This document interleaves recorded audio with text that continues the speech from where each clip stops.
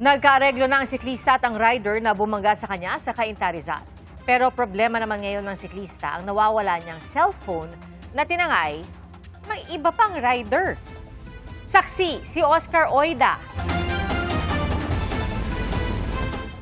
Sugat at pasa sa iba't ibang parte ng katawan ang tinamo ng siklistang si Juan Miguel Simon matapos siyang banggain ng nakaalitang rider sa Cainta, Rizal. Matapos may palabas kagabi ang nahulikam na insidente, sumuko kanina sa tanggapan ni Cainta Mayor Keith Nieto ang hinahanap na rider. Paliwanag dito sa mga pulis.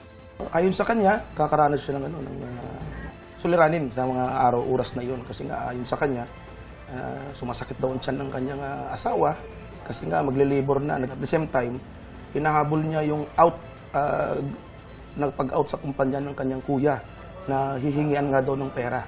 Kaya sa mga time na yun ay nagmamadali siya habang nagmumotor.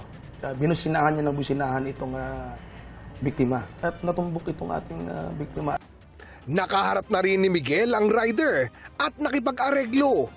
Kaya tinanggap ko yun, yung areglo, dahil yung gastusin talaga, ayun talaga yung important sa akin eh. Wala pa akong panggastos, paano yun, hindi mapapalitan yung bike ko. Yung ako lalo, hindi ako makapagpagamot. Pagka hindi ko siya nireglo, parang possible na makukulong siya ng isang araw, makakalahi rin siya agad. Kasi meron siyang bail eh. Pinapasagot din ni Miguel ang nasira niyang bisikleta at nawawalang cellphone. Pero sa pagre-review ng mga pulis sa kuha ng CCTV, di lang pala basta nawala ang cellphone ng biktima, kundi kinuha.